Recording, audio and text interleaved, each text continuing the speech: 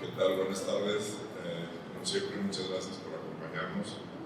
Este próximo sábado 5 de abril estaremos abriendo al público la exposición Reinventar América, Construir, Borrar, Repetir. Esta es una exposición curada por Idurre Alonso, que nos acompaña el día de hoy, junto con Denilson Baniwa, un artista que trabaja en la exposición también, y está organizada por el Getty Research Institute de Los Ángeles, que le voy a pedir a Idurre, antes de empezar con la plática, nada más hablar un poquito del instituto. Creo que es importante, es la segunda colaboración que hemos hecho con ellos, con sus colecciones, que son unas colecciones espectaculares. Entonces, el tema, como hablarán Idurre y Denilson, tiene que ver con cómo se forjó la idea de América, principalmente en Europa, a partir de relatos, de historias, de imágenes, de mucha gente, algunos de los cuales nunca habían estado. Entonces es un tema interesante, es un tema actual, hay que repensarlo, hay que repensarnos y tratar de ver estas otras visiones, estas otras facetas que complementan, si no es que difieren absolutamente de lo que nos enseñaron en la escuela, al menos a mí. Quiero agradecer, también, es importante, son las colecciones del Getty Research Institute y hay un grupo de obras también pertenecientes al Museo Franz Mayer. Entonces es una colaboración de 3 instituciones que podrán ver en un momento. Idurre, te cedo la palabra. Buenas tardes a todos, gracias por venir hoy. Y bueno, primero quería comenzar agradeciendo a Ramiro la invitación de traer la exposición aquí al Museo Amparo y también decirles, esto ya lo saben, pero tienen una joya de museo acá, pero aparte tienen una joya de personas trabajando en este museo. Esta es la segunda vez que colaboramos y les puedo decir que yo siempre vengo encantada a Puebla porque tienen un equipo increíble. Entonces, bueno, primero quería dar las gracias a Carolina, a Sergio y a todo el equipo de montaje. Hicimos un montaje en tiempo récord y todo salió perfecto. Y así siempre acá en este museo. Así que, bueno, en primer lugar eso. Como decía Ramiro, la exposición tiene 88 piezas de la colección del Getty Research Institute, que el Getty Research es un poco complejo, entonces lo voy a explicar. El Getty Research Institute es el Instituto de Investigaciones del Getty, que no es el museo, pero es parte del Getty Center y está bajo lo que se llama el Getty Trust. Entonces nosotros somos como la biblioteca, tenemos una biblioteca que es la biblioteca más grande de historia del arte del mundo, y dentro de esa biblioteca tenemos colecciones especiales. Entonces, lo que está hoy aquí pertenece a las colecciones especiales. Nuestras colecciones van desde el siglo XV, más o menos, hasta la actualidad. Y también tenemos archivos, es una colección de archivos, pero no es un museo. Entonces, no tenemos lo que se denominaría como obras de arte, ya sean esculturas o pinturas. Tenemos obra en papel, por ejemplo. Y dentro del Instituto de Investigaciones tenemos la biblioteca y luego tenemos una sala de exposiciones y aparte tenemos muchos programas académicos. Tenemos un programa académico al que vienen académicos internacionales todos los años. Entonces, bueno, nosotros somos como la parte de investigación del Getty.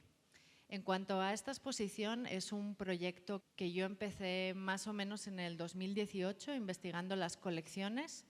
Y es algo que yo ya tenía en mente cuando yo empecé a trabajar en el Getty. Me di cuenta que en las colecciones había todos estos materiales muy importantes desde la época colonial hasta el siglo XIX que nunca se habían mostrado. Entonces, lo que está hoy aquí es algo que ni se había mostrado en Los Ángeles ni, por supuesto, nunca había salido del país. Antes de venir aquí estuvo en el Franz Mayer. Y como iba a estar en México, yo decidí que era importante incluir piezas que tuviesen un enfoque más sobre México dentro de esta narrativa. Entonces, por eso se incluyeron estas otras 30 piezas. La exposición, como dice Ramiro, tiene que ver con la imagen de América que se genera de parte de los europeos desde el siglo XVI hasta el XIX a través de ilustraciones en libros y también gráficas. Lo que para mí quedó muy claro desde el primer momento es que nosotros no podíamos mostrar estos materiales sin incluir la narrativa que queda afuera en estas construcciones, que es la narrativa desde el mundo indígena. Entonces, en vez de traer piezas que tuviesen que ver con eso, yo decidí que la mejor idea era trabajar con un artista contemporáneo. Y entonces invitamos a Denilson a que trabajase con nosotros en la exposición. Yo básicamente lo que le pedí a Denilson es que introdujese su voz dentro de la narrativa de la exposición. Entonces él, lo vamos a ver después en las salas, pero lo que hizo fue hacer ciertas intervenciones a nuestros propios objetos. También ha creado dos piezas de videoarte que se relacionan con los objetos que están en la sala y un mural y un gabinete de curiosidades que yo voy a dejar a Denilson que hable sobre eso. La exposición está dividida en 5 núcleos temáticos. Este es uno de los murales que Denilson creó a partir de intervenir uno de los mapas más antiguos que contiene la imagen de América y como pueden ver él puso los nombres de tierra indígena sobre América y luego tachó todos los nombres que fueron dados por los colonizadores a las diferentes partes de América. Y la exposición comienza con la construcción de la idea de la alegoría de América, porque cuando aparece, entre comillas, este nuevo continente, hay que construir una imagen de la alegoría de América. Existían ya los otros continentes, ¿no? Esta es una de las piezas de la exposición que de cierta manera contiene todos los temas que vamos a ver en la muestra. Aquí está la alegoría de América sentada en la hamaca y Américo Vespucio llegando a América.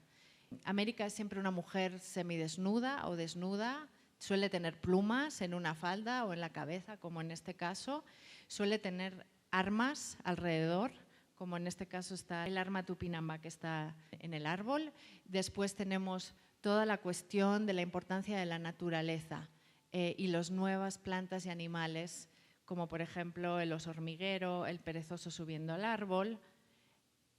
Si vemos, Américo Vespucio tiene la cruz en la mano, ¿no? Y entonces aquí hablamos de la conversión de la comunidad indígena al catolicismo que sucede durante la colonia, el astrolabio en la mano, la importancia de la tecnología que se desarrolla en este momento para que los colonizadores puedan llegar a América y en la parte de atrás, si se fijan, hay un grupo de gente comiendo partes humanas. Entonces esta referencia al canibalismo va a estar muy presente en las representaciones de la gente local.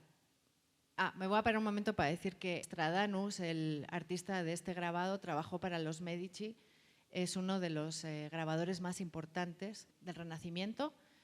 Y bueno, la razón por la que no es Cristóbal Colón el que está en la imagen, sino Américo Vespucio, es porque trabajaba para los Medicis, que eran italianos. Esta es una de las piezas que Denilson trabajó y entonces esta es parte del mapa que les he enseñado antes. Este es un libro de cartografía que contiene los primeros mapas de América y de nuevo ahí está América en la parte central, en la parte de abajo, esa mujer semidesnuda con la hamaca atrás, con la cabeza de la persona aludiendo al canibalismo.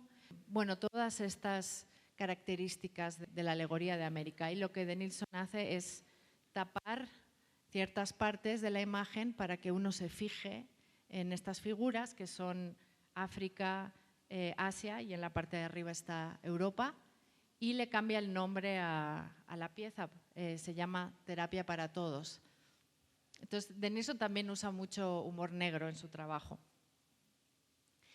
Como decía, una de las cuestiones muy importantes para entender cómo se expanden todas estas ideas sobre América es que la imprenta aparece 40 años antes de la llegada de los europeos a América. Entonces, la llegada de la imprenta produce que se puedan hacer miles de libros y entonces esta difusión de ideas, de crónicas, de imágenes se expande por todo el mundo muy rápidamente. O sea, la producción de libros sobre América que sucede es realmente impresionante. Esta es otra sección, es construyendo el arquetipo local, cómo se construye la imagen de la gente local de América.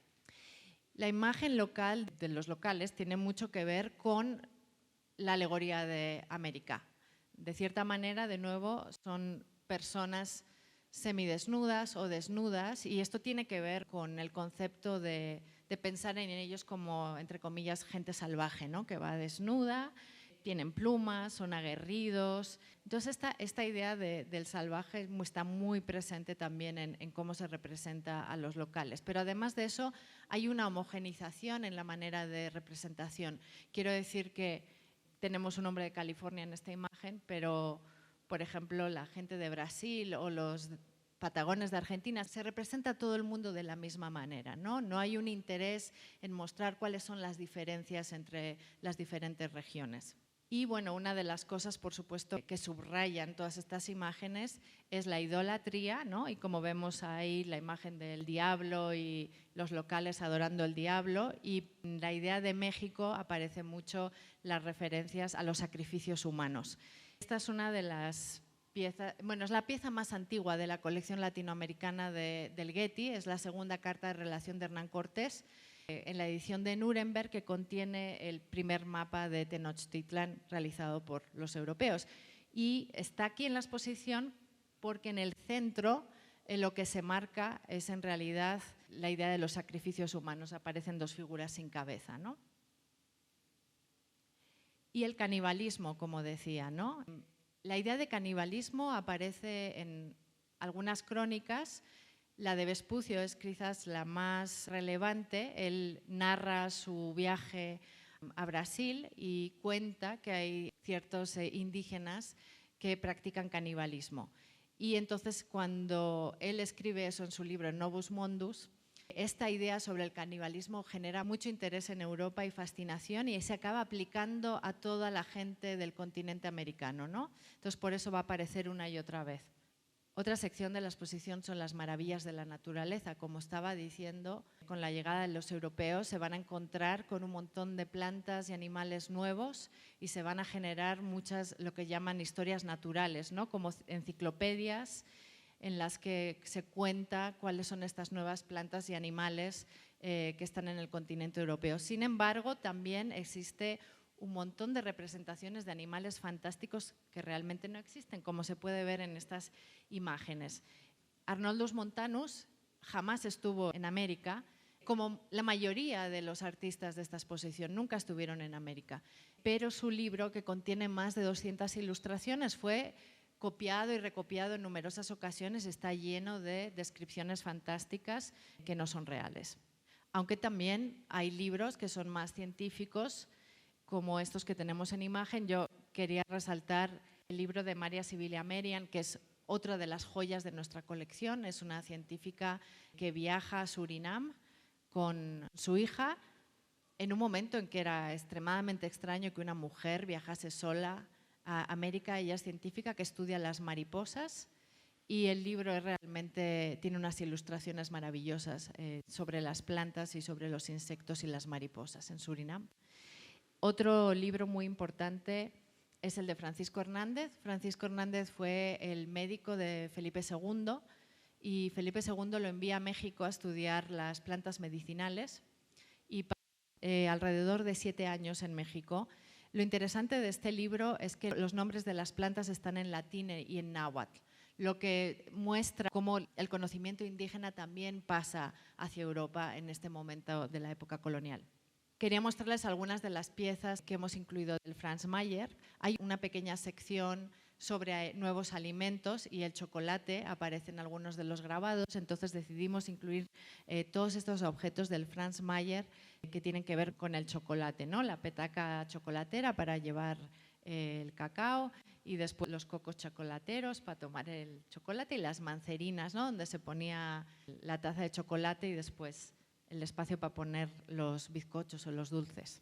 Otra sección de la exposición es las narrativas de la conquista, cómo estos artistas en estos libros muestran la representación de la conquista. Uno de los grabadores más importantes de este momento es de Brie y su familia.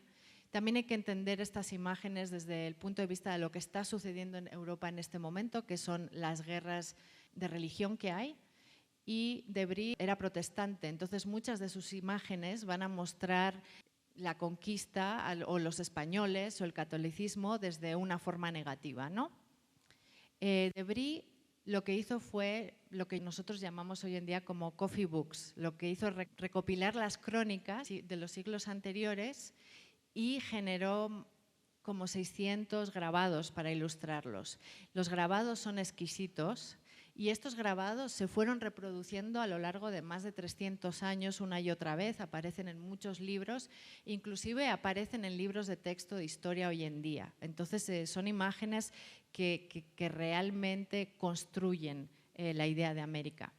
Bueno, hablando de las guerras de religión y cómo estas imágenes contienen también elementos políticos locales y no tanto de América, tengo esta imagen aquí del libro de Bartolomé de las Casas, que como probablemente saben fue muy crítico con lo que sucedió en América, lo que estaban haciendo los españoles en América. Sin embargo, esta es una edición posterior ilustrada, porque la que él escribió primero no estaba ilustrada. De Bry elige ilustrar esto porque muestra de manera muy crítica lo que los españoles estaban haciendo, no porque le interesase las barbaridades que se estaban haciendo a la comunidad indígena, sino realmente era una crítica hacia España y el catolicismo, ¿no? También en esta sección hay una serie de imágenes de figuras heroicas que resistieron la conquista, como puede ser Moctezuma, pero también Quanambec, que es un líder indígena de Brasil que quizás no es tan conocido para nosotros y que Denilson también hizo una pieza que si ponen el iPad sobre ella, espero que lo hagan, Quanambec sale de la imagen y les dice algunas cosas. Finalmente, la exposición acaba con los viajeros europeos que fueron a América en el siglo XIX. Por supuesto, Humboldt es uno de los más importantes. Esta es una imagen del libro de Humboldt que está en la exposición. Humboldt viajó desde 99 hasta 1804 por diversos países de América Latina y después lo siguen muchos otros viajeros. La importancia de Humboldt es que, además de tener un acercamiento científico hacia América, también está interesado por las culturas locales y las empieza también a describir. Los acercamientos del siglo XIX, como decía, son mucho más científicos, más reales, pero siguen siendo problemáticos porque se muestra a la gente local como si fuesen objetos de estudio, ¿no? Como vemos en estas imágenes. Otra cosa que sucede en el siglo XIX, a diferencia de los siglos anteriores, es que este es el principio del interés en los sitios arqueológicos prehispánicos. Entonces, hay varias piezas en la exposición que muestran ese interés de parte de los viajeros. Y también varios de estos viajeros europeos, tanto Humboldt como otros, fueron muy críticos con el tema de la esclavitud. Entonces tenemos, por ejemplo, alguien como Rugendas, que viajó por Brasil y que representó, por ejemplo, los castigos a los esclavos. Y luego también tenemos estas dos imágenes muy fuertes realizadas por William Blake para un libro escrito por un viajero, Stedman, que fue a Surinam. Y entonces, bueno, también vemos esa parte crítica, ¿no?, de parte de los viajeros que no habíamos visto tanto antes. Y la exposición finaliza con dos piezas que ha realizado Denilson. Una es un gabinete de curiosidades. Como saben, los gabinetes de curiosidades que aparecen en el siglo XVI, XVII como colecciones para mostrar objetos desde el punto de vista del otro, ¿no? Y Denilson se adueña un poco de esa idea para generar su propio gabinete de curiosidades, que yo espero que después él se lo va a explicar. Estos son algunos de los objetos que están ahí. Cuando estuvimos en el Getty jugamos un poco con la idea y creamos cédulas que eran falsas, diciendo que los objetos venían de museos europeos. Por supuesto, nos inventamos todo, los años, los nombres de los museos, todo. Y Denilson también generó un mural en el Getty, pero que también lo realizó en Franz Mayer. Y ahora aquí, en los tres lugares, es un poco diferente, pero básicamente muestra el principio del universo desde la cosmogonía Banigua. Entonces, a mí me gusta como esta idea de empezar la exposición con la alegoría de América. También comienza con un audio de la primera carta de Cristóbal Colón, en la que ya él está hablando de una idea fantástica de América, de ríos llenos de oro, y de cómo eso va mutando, y de cómo también, porque la exposición se llama Reinventando América, porque América tiene tantas reinvenciones, tantas capas de reinvención, ¿verdad? O sea, tenemos las crónicas de los viajeros, que en muchos casos ya son fantásticas, y después tenemos a los artistas que nunca estuvieron en América, que basan sus grabados en estas invenciones, y entonces por eso la idea es reinventar América, pero luego también tenemos cuáles son las reinvenciones contemporáneas, como puede ser la de Denilson, ¿no? Y eso es básicamente todo. Ahora me gustaría que Denilson les cuente un poco qué hizo en la exposición o cuál fue su experiencia. Denilson va a hablar en portugués o portuñol y tratamos de, si no le entienden, nosotros le traducimos. Ok. Bom dia. Eu vou falar em português, Okay. muito despacito. Se não entendes, Idurri pode traduzir. Bom, primeiro eu quero agradecer a Idurri pelo convite de participar da exposição. E tem sido uma grande aventura feliz nesse período. E eu tenho muito a agradecer pelo convite. E depois agradecer também pelo espaço que o Museu Amparo nos cedeu para apresentar essa exposição. Então, é uma alegria estar aqui nesse museu, nesse lugar, com muita história, e que eu pude conhecer um pouquinho nesses dias e espero conhecer mais ainda sobre. Bueno, él estaba agradeciendo a mí por el proyecto y por ser parte de esta aventura. También estaba agradeciendo al museo y estaba diciendo también que está aprendiendo un poquito de la historia de acá y que espera aprender un poco más en los próximos días. Sim, e como artista, como brasileiro, amazônico, para mim tem sido muito importante estar em Los Angeles, na Cidade do México, aqui em Puebla, conhecendo a história de como cada lugar tem a sua própria versão da construção desse continente que chamamos América. Dice que para él ha sido muy importante estar en Los Ángeles, en Ciudad de México y ahora en Puebla, porque ha podido aprender cómo cada uno de estos lugares tiene su propia versión de América.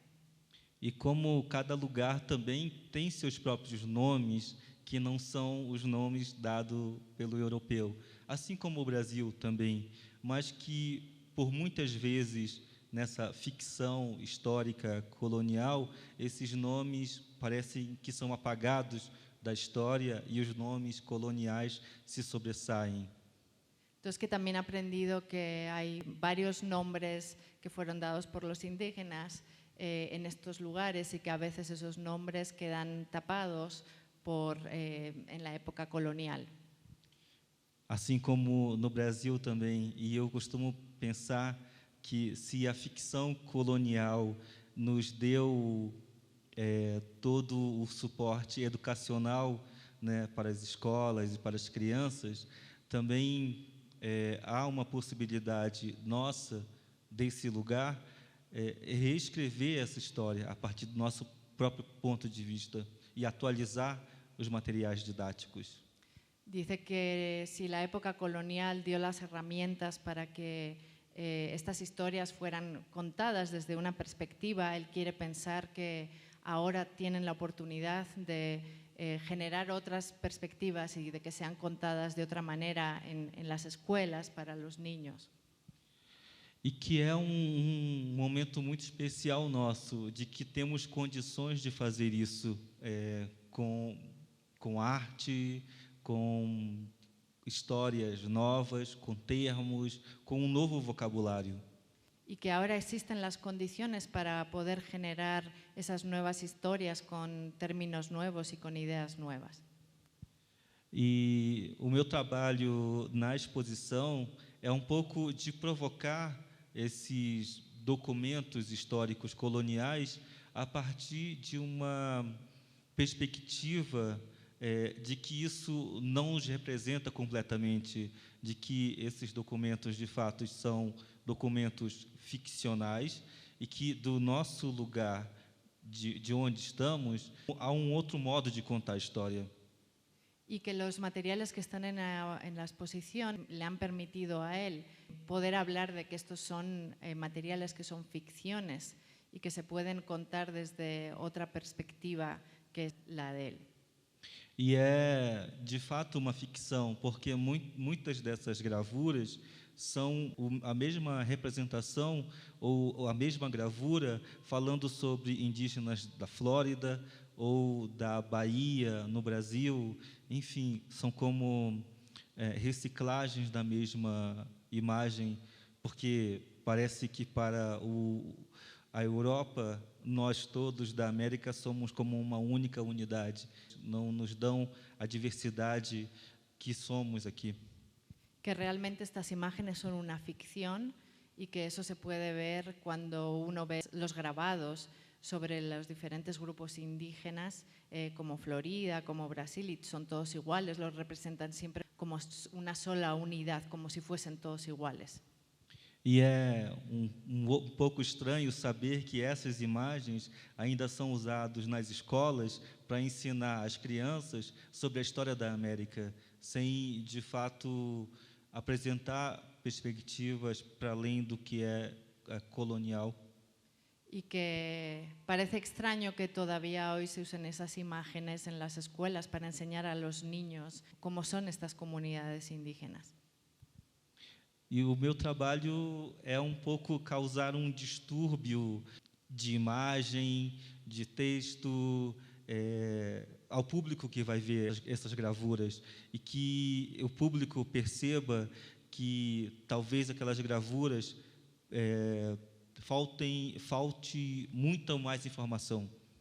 Y que lo que su obra quiere hacer es provocar que se cuestionen esas imágenes que se ven en la exposición, que estos grabados, que se pregunten si falta información en estas imágenes que se están viendo. E que nos ajude a pensar para além do que é representado nessas gravuras, para além do que é selvagem, canibalismo ou qualquer coisa que tenha sido dito por esses documentos. Y preguntarse sobre los temas que están en esta exposición, como el canibalismo, el hecho de que se representan como salvajes, si esa es realmente la realidad.